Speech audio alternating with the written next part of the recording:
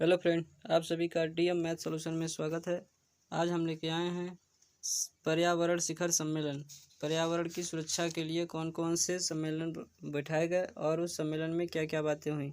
तो हम सबसे पहले पर्यावरण सम्मेलन क्यों बैठाया गया, तो देखिए, प्रकृति ने इस संसार को बहुत सी ऐसी वस्तुएं, तत्व व पदार्थों से हमें नवाजा, हमें दिया है। जैसे क्या क्या दिया है, मिट्टी है, सूर्य की रोशनी, वायु, जल, भूमि, पशु पक्षी, वनस्पति, स्वयं मानव और अनेक प्रकार के जीव जंतु हमारे प्रकृति पर दिया गया है। लेकिन हमारी यह कर्तव्य बनता है कि हम इसकी सुरक्षा करें। लेकिन हम अपनी आवश्यकताओं को पूर्ति करने की वजह से हम पर्यावरण पर थोड़ा भी ध्यान नहीं दे रहे हैं। इसलिए हमें पर्यावरण पर ध्यान देना सबसे ज़रूरी हो गया था। इसीलिए सभी देशों ने मिलकर एक सम्मेलन का आयोजन किया, जिसे कहा गया स्टॉकहोम सम्मेलन 1972 में। 5 जून 1972 में इसी दिन स्वीडन की राजधानी स्टॉकहोम में पर्यावरण से जुड़ी समस्या को लेकर एक सम्मेलन शुरू हुआ। सबसे पहला सम्मेलन जब बैठक हुई थी है, ऐसे उससे पहले भी कई बार सम्मेलन हुआ था, लेकिन बहुत बड़ी चर्चा नहीं होती। लेकिन 5 जून 1972 में इस दिन स्वीडन की राजधानी स्टॉकहोम में पर्यावरण से जुड़ी समस्या को लेकर एक सम्मेलन शुरू हुआ। सम्मेलन में इस बात पर विमर्श समझ किया कि पर्यावरण सुरक्षा राज्य की सबसे बड़ी जिम्मेदारी है। हर राज्य की यह सबसे बड़ा जिम्मेदारी है कि वह पर्यावरण, प्रकृति से जुड़ी हर चीज़ों की बहुत तेज़ी से सुरक्षा करें, क्योंकि हमें प्रकृति से ही बहुत सारी चीज़ें प्राप्त होती हैं। जैसे वस्तु हवा है, हवा सबसे ज़रूरी चीज़ है। मिट्टी, स्वस्थ रहना, मिट्टी, पानी ये साफ़ चाहिए। तो ये सब चीज़ों की हमें आवश्यकता बड़ी तेज़ी से होती है। इस निकाय को संयुक्त राष्ट्र पर्यावरण कार्यक्रम का नाम दिया गया। संयुक्त राष्ट्र कार्यक्रम क्यों? क्योंकि सभी राष्ट्रों की सहमति है और पर्यावरण के लिए ही यह कार्य बैठाई हुई है, इसलिए पर्यावरण कार्यक्रम का नाम दिया गया। इससे जुड़ी समस्याओं पर विचार विमर्श के लिए कई समायोजित तथा सभी राज्य आपसी सहयोग के लिए तैयार हो गए।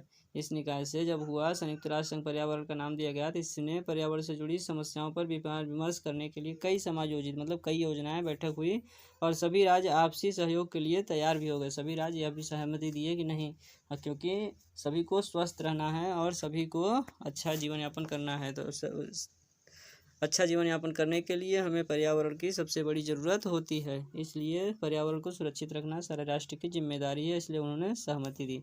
संयुक्त राष्ट्र महासभा ने 5 जून का दिन विश्व पर्यावरण दिवस रूप में मनाने जाने की घोषणा भी कर दी। जब संयुक्त राष्ट्र सभी राष्ट्र हाँ में जवाब दिए, अधिक से अधिक लोगों ने 95% से अधिक लोगों ने हाँ में जवाब दिया कि हाँ, इसकी सुरक्षा होनी चाहिए और पूर्ण रूप से यह सुरक्षा हमारी जिम्मेदारी बनती है। तो इसलिए सभी ने मिलकर यह भी कह दिया कि अब 5 जून से ही हम विश्व पर्यावरण दिवस मतलब सारे देश इसे पर्यावरण दिवस के रूप में हर 5 जून को मनाएंगे। इसे प्रथम मानव पर्यावरण सम्मेलन भी कहा जाता है। इसे उसी समय प्रथम, क्योंकि मनुष्य को सबसे पहली बार यह बात समझ में आई थी कि हमें पर्यावरण की भी सुरक्षा करनी है, इसलिए इसे प्रथम मानव पर्यावरण सम्मेलन भी कहा जाता है।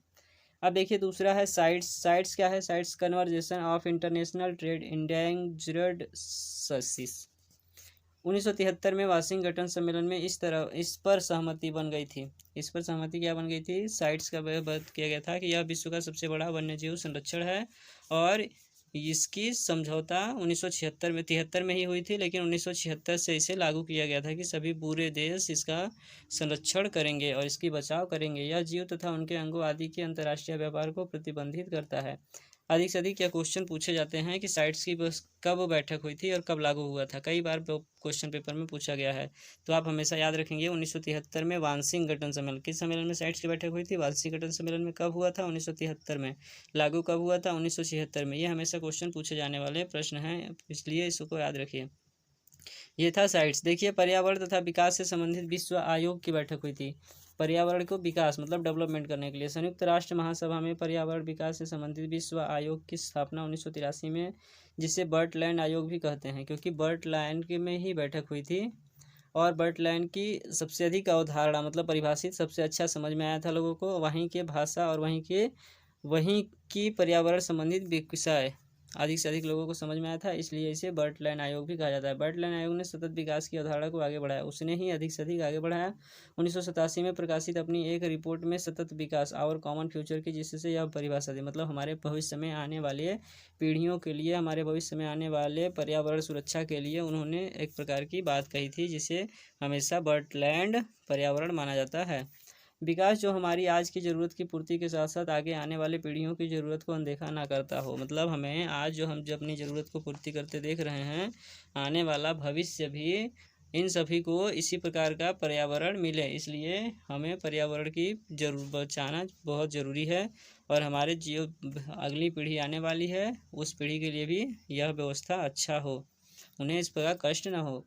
अब देखिए अगला है रियो शिखर सम्मेलन। विश्व समुदाय ने बर्टलैंड आयोग की रिपोर्ट को अधिक महत्व दिया। फिर उसके बाद 1992 में संयुक्त राष्ट्र संघ एक सम्मेलन ब्राजील के रियो द जेनेरियो में आयोजित किया गया। इसे पृथ्वी सम्मेलन भी कहते हैं। अब देखिए इसका नाम क्या रख दिया गया, और पृथ्वी सम्मेलन। अभी ब्राजील सम्मेलन पढ़ रहे थे, अब देखिए पृथ्वी सम्मेलन। रियो शिखर सम्मेलन में जब 1992 में बैठक हुई, कहाँ बैठक हुआ था, रियो द जेनेरियो में। इसमें पृथ्वी पर जुड़ी अनेक प्रकार की बातें हुई थी। इसमें 170 देशों ने भाग लिया था। देखिए इसमें विचार विमर्श अनेक विषय पर हुआ था।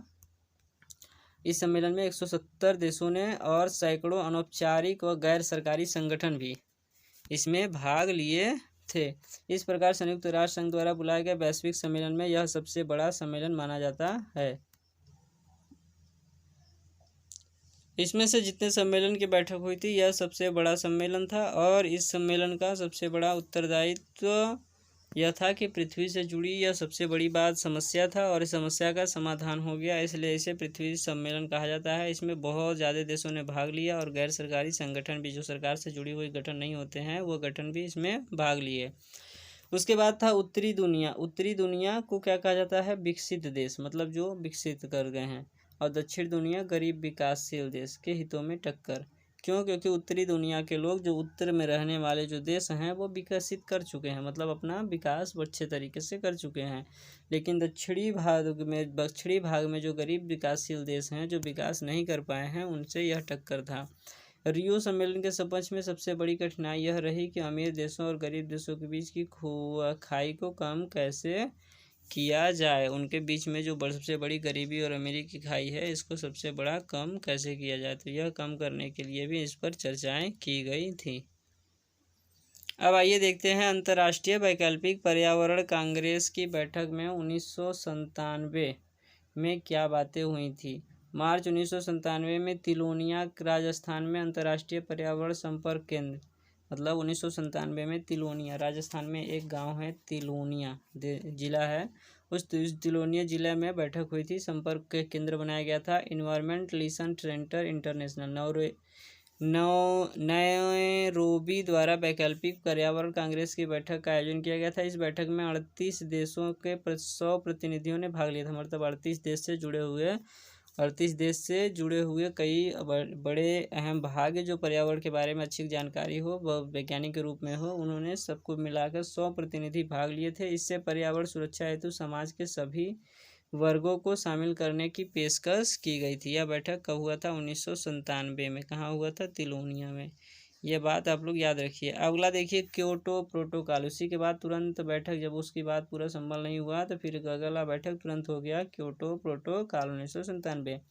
1 दिसंबर से 11 दिसंबर 1997 के बीच जलवायु परिवर्तन के संबंध में विभिन्न देशों का सम्मेलन क्योटो जापान में आयोजित किया गया था। इसे क्योटो प्रोटोकॉल इसलिए कहा जाता है क्योंकि वहाँ की प्रोटोकॉल सबसे अच्छी है, इसलिए जापान में इसकी बैठक हुई थी और इसके बारे में चर्चित विषय बने थे। इस समय में सुविचार दुश्मनी से लिया और जलवायु परिवर्तन को कम करने की वचनबद्धता को रेखांकित किया गया।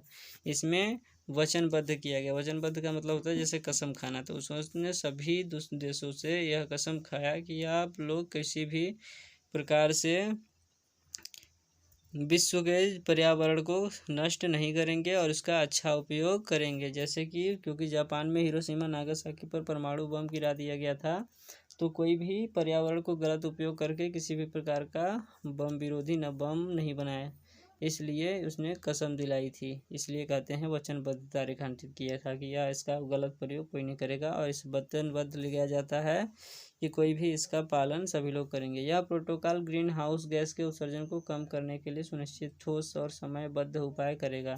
जो ग्रीन हाउस तेजी से बढ़ रहा है, और यह अनुमान लगाया गया है कि 2050 आते आते पृथ्वी की जो गर्मी है वो गर्मी बढ़ जाएगी। इसके वजह से उस गर्मी को कम करने के लिए यह व्यवस्था पहले से ही सुनिश्चित किया गया है, क्योंकि पहले से तेज़ी से गर्मी बढ़ रहा है हर वर्ष, इसलिए इस प्रोटोकॉल में गर्मी को निश्चित कम करने के लिए व्यवस्था की गई है या सामान्य करने के लिए। इस प्रोटोकॉल में ग्रीन हाउस गैस के उत्सर्जन को कम करने का प्रावधान रखा गया। Japan green house gas carbon dioxide, nitrous oxide, methane, CFC, sulphur, कच्चा फ्लूओराइड आदि ऐसे बहुत सारे प्रकार के उत्सर्जन गैस है जो इसकी उत्पत्ति को कम किया गया। इस उत्पत्ति में अपना अपना सहयोग दिए। उत्सर्जन स्तर पर 5%, जापान ने अपना 5% कम किया। यूरोपीय संघ अपना भी 15% कम करने को तैयार हुआ है। अमेरिका भी इस शर्त पर ग्रीन हाउस गैस के उत्सर्जन में 5% घटाने के लिए पूर्ण तरीके से अपना सहमति दिया और तैयार हो गया। इसे क्योटो प्रोटोकॉल कहे हैं क्योंकि इसकी कमती आई ग्रीन हाउस की। अब देखिए ब्यूनस आयरस सम्मेलन 1998 में। अब अगला बैठक फिर तुरंत हुआ कब? ब्यूनस आयरस में। कब हुआ? 1998 में। अर्जेंटीना के शहर ब्यूनस आयरस ने जलवायु परिवर्तन के संयुक्त राष्ट्र फ्रेमवर्क कन्वेंशन से संबद्ध पक्षों का चौथा अधिवेशन 2 से 14 नवंबर 1998 में आयोजित किया गया था। कब बैठक हुई थी? 2 से 14 नवंबर के बीच में पूरा बैठक 1998 में आयोजित किया गया था। सन 1997 इस सम्मेलन का आयोजन क्योटो पर विचार और करने के लिए किया गया था, लेकिन ब्यूनस आयरस सम्मेलन का मुख्य विषय भूमंडलीय तापन की राजनीति एवं अर्थव्यवस्था है। इसकी अर्थव्यवस्था कैसे बनाई जाए और इसमें राजनीति का पान हो और इस भूमंडलीय ताप को कम कैसे किया जाए, इसी पर जो विचार विमर्श पहले क्योटो प्रोटोकॉल में हुआ था उस पर पूर्ण रूप से सहमति पाना और उस पर किस प्रकार कार्य हो। सारे लोग जिसको जानकारी अच्छे से नहीं थी वह पूरा जानकारी प्राप्त करते और उस पर सहमति जताते। जोहान्सनबर्ग पृथ्वी सम्मेलन 2002। अब 2002 में भारत ने 2002 में ही इस पर अपना हस्ताक्षर किया था। पृथ्वी सम्मेलन, ये बात हमेशा याद रखिए क्योंकि कई बार पूछा जाता है पर्यावरण शिखर सम्मेलन में भारत ने कब साइन किया, कब हस्ताक्षर किया था? 2002 में ही हस्ताक्षर किया। पृथ्वी सम्मेलन के 10 वर्ष पूरे होने पर जोहान्सन दक्षिण अफ्रीका आर्थिक विकास, सामाजिक प्रगति, गरीबी उन्मूलन और पर्यावरण सुरक्षा के आह्वान पर Rio+10 का आयोजन किया। मतलब 10 से ज़्यादा रियो सम्मेलन हो चुके थे। अगला यह सम्मेलन था 10 से ज़्यादा वाले में। 26 अगस्त से 4 सितंबर 2002 तक आयोजित इस 10 दिवसीय सम्मेलन का उद्घाटन दक्षिण अफ्रीका के तत्कालीन राष्ट्रपति थाम्बो म्बेकी ने किया। 10 दिन मतलब इस सम्मेलन की बैठक हुई, इसलिए Rio+10 सम्मेलन। और इससे पहले भी 2 सारे सम्मेलन हो चुके हैं और 10 सम्मेलन तुरंत 26 अगस्त से 4 सितंबर के बीच में पूरा ही बैठक हुई रोज़। 190 देशों के 400 सरकारी, सोचिए 190 देश इसमें भाग लिए। पहले 170 फिर 190 देश भाग लिए और 400 सरकारी और 4,000 सरकारी और 3,000 गैर सरकारी प्रतिनिधियों ने भाग लिया। मतलब 7 से 1000 से ज़्यादा लोगों ने इसमें भाग लिया और इसमें अपना भाग लेकर यह कार्य को देखे किस प्रकार बैठक हुई और क्या क्या बात हुआ। सभी ने अपना मतभेद स्पष्ट किया और उनको समझ में आया। विकसित और विकासशील देशों के बीच विभिन्न मुद्दों पर मतभेद भी स्पष्ट रूप से कायम रखा गया कि किस प्रकार इनका जो मतभेद है उसको दूर किया गया और अपना विकास करें और उभरे वो नए देश के रूप में और अपना बहुत तेज़ी से विकास करें। लेकिन अंततः जिन मुद्दों पर सहमति हुई वह भी अंत्य महत्वपूर्ण है जो निम्नलिखित है। क्या इसमें बैठक हुई थी और इसमें क्या क्या बातें की गई थी? जल एवं स्वच्छता बचाए रखना। जल की सबसे अधिक अच्छी ज़रूरत है स्वच्छता। यदि जल स्वच्छ नहीं पिएंगे तो हम बीमार हमेशा हो जाएंगे, पूरा उस देश भी बीमार हो जाएगा जो देश में पानी की कमी होगी और जहाँ पे गंदे प्रदूषित लोग पानी पिएंगे, सबसे पहला। दूसरा है ऊर्जा की मात्रा को, जो मधुमेह की मात्रा है उसी को हम लें उसको, लेकिन पर्यावरण को देखते हुए इसका ऊर्जा तापमान बढ़े नहीं। रणनीति जिम्मेदारी, यह हमारी जिम्मेदारी बनती है कि किसी भी प्रकार से युद्ध न हो और हमारी जिम्मेदारी यह भी बनती है कि हम पर्यावरण को सुरक्षित रखें, पर्यावरण का संरक्षण करें, वित्तीय सहायता करें, स्वास्थ्य को देखें, शासन व्यवस्था देखें, व्यापार में किस प्रकार का कार्य हो रहा है, भूमंडलीय जैव विविधता, गरीबी और अनेक ऐसी बातों पर विचार विमर्श किया गया। फिर उसके बाद देखिए ये बैठक हुई थी कब? Rio 2002 में। फिर उसके बाद 10 साल बाद फिर Rio+20 सम्मेलन। अब देखिए उसमें 10+ हुआ था, ये 20+ हो गया। रियो द जेनेरियो ब्राज़ील में 1992 में पर्यावरण विकास के मुद्दे पर वैश्विक सम्मेलन का आयोजित किया गया था। 20 वर्ष के बाद जून 2012 में एक बार फिर विश्व के नेता उसी नगर में इकट्ठा हुए। कहाँ? जहाँ पहले हो चुके थे। रियो द जेनेरियो की बैठक पहले भी हो चुकी थी जिसे पृथ्वी सम्मेलन कहते हैं, वही बैठक फिर हुआ और उसमें भी गैस उत्सर्जन के बारे में ही कोई ठोस लक्ष्य तय नहीं किया जा सका और जो पहले लक्ष्य किया गया था वहीं पर कई बार बातें हुई थी लेकिन उस पर अंतिम में भी पूरा लक्ष्य नहीं घोषित हुआ। फिर उस 2012 के बाद बोला गया था कि 2017 तक ऐसे ही समारोह जो व्यवस्था है उसी प्रकार से चलेगा, लेकिन फिर 2015 में भी एक बार बैठक हुई थी। हमें कैसे भविष्य चाहिए, फ्यूचर वी वांट। हमें अपने भविष्य में किस प्रकार का पर्यावरण सम्यक चाहिए, किस प्रकार की व्यवस्थाएं चाहिए, यह व्यवस्था को देखने के लिए और इस व्यवस्था को बनाए रखने के लिए सम्मेलन किए जाते हैं। शीर्षक से जो घोषणा पत्र जारी किया गया उसमें अवश्य कहा गया कि साफ सुथरी तकनीकी हासिल करने के लिए विकासशील देश अमीर देशों से आसान शर्तों पर कर्ज पा सकेंगे। इसमें यह बात की गई कि जो गरीब देश हैं उनको यदि किसी भी प्रकार का कर्ज चाहिए तो वह इस गरीब अमीर देशों से उस किसी भी प्रकार से उनको कर्ज मुनाफा कराया जाएगा, मतलब दिया जाएगा और वो अपना विकास कर सकते हैं। ये था हमारा पर्यावरण शिखर सम्मेलन।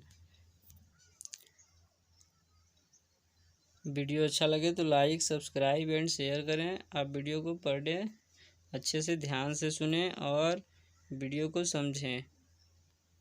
ही ज़रूरी चीज़ है और यह बहुत ही इम्पोर्टेंट चीज़ है। इस चीज़ को हमेशा नोट करके रखिए और आपको PDF चाहिए तो हमारे व्हाट्सएप नंबर पर आप हमें साइन अप करें, हमें मैसेज भेजें और हम आपको इसका PDF भी दे देंगे। धन्यवाद।